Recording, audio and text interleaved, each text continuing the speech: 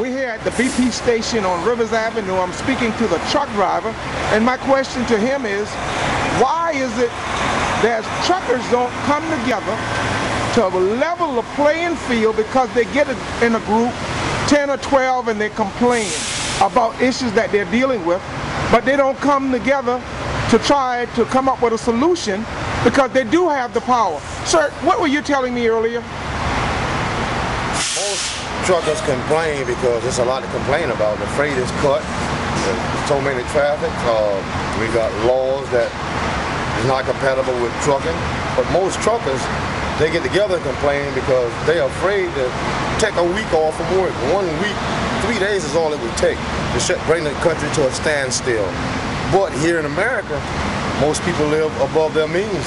Most of them are afraid to take a couple of days off because they really can't afford to, so they think.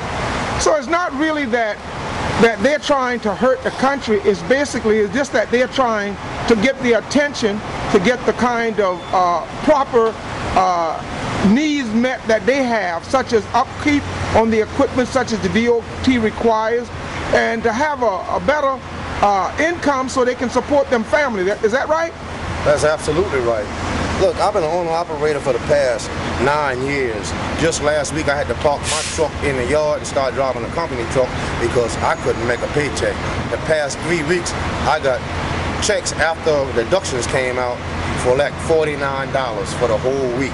After fuel, after maintenance, trailer rental, insurance, all this, it left me with $49. So my truck is parked in my backyard and I'm driving the company's truck. So you're telling me an owner-operator, he doesn't have any benefits, no insurance, no life, no nothing. All he gets is to drive that truck, and he makes just enough to keep up the equipment, and if anything's left off of that, then he can try and live off of that. Yeah. That's the bottom line. If anything goes wrong with the truck, he's in a pickle job, you see, because anything that goes wrong with the truck is basically major. I did a rear end, that was $3,500. A turbo, that was $1,500. I mean, a radiator, that was another $1,250. Let me ask you a question. All this was back to back. What do you think it takes a mile to run a truck per mile? Over $2. Over $2. And what? $225, $250 is fair. Okay. But these companies, when I say companies, these are industries, they pit us against each other. You have a lot of large companies with volumes of trucks, thousands and thousands of trucks. They come in on the bid, the little guy like me, that caters to this guy, take his freight wherever he want to go and come back. For instance, I run straight out of Newport, and I cater to Newport. I take that freight to North Carolina, Georgia, and I come straight back to Newport to get another load for the next day. But you got TMC, you got Boyd Brothers, you got Milton. They come in, they underbid me to get in the door. And once they're in, they run it for like that 6 months, and then they're running the rate back up. But they already in. Thank you very much. Most of the drivers in this business, when they're making money, they have no complaints. And the reason why they have no complaints is they got some money in their pocket, but they still don't have health care, they still don't have welfare for their family, and they still don't have a tool in order to organize their wealth. What they fail to realize is that they're living in a poverty mentality. And as long as we're here disorganized, they're going to leave us in poverty. Oh, sure, we're going to take home more than some of the people we know, but yet and still, when you consider the cost we got to pay, we're not making what they make. The bottom line is that we have a poverty mentality because of our small-mindedness and lack of ability to see the big picture. And when that all comes into play, and everybody can sit down and say, you know what, I'm eating good, but I got a partner who ain't, then we can organize so that when everyone's eating good, everybody's eating good. If an executive can take home $44 million a year, why can't we take home $150,000? We have to understand that corporations work from a corporate line. They all get together, they organize how they want to deal with an issue, and all of them are on the same page. We need to have a corporate line in trucking, where all of the truckers who are doing the same thing, who have the same needs, come to one place, put them on one line, and don't budge off that line. The system will have to adjust because it doesn't operate without us. Even those private industry trucking companies have a corporate line. They have a union. They have a place in which they can start negotiating. We don't even have a place that we can start negotiating because we are willing to take what is given to us. But you know what? They've given us big fuel prices, and we have to take it. They've given us no health care, and we're stuck with it. But guess what? This truck has needs, I have needs, my family has needs, and we need a corporate line. God bless you. As long as you are the worker, they're not going to worry about you. But when you become the competitor to the industry, they're going to give you some attention, because the workers are only paid what they're willing to pay.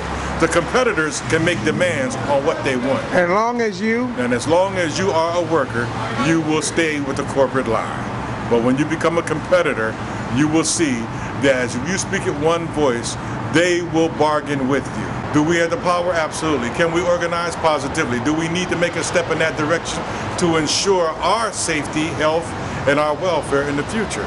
Only if we do it as a unit, everybody under one flag, one banner, for one purpose. Thank you, man. I appreciate it. Well, let me ask you one question, because we both been involved dealing with truckers. What do you feel like the problem with the truckers as to why they cannot come together to accomplish the goals that they say and claim that they want to? The biggest problem between the truckers is fear and the lack of understanding of each other. And if they would just let those barriers down, they realize that they have more in common, that they can come together and accomplish more.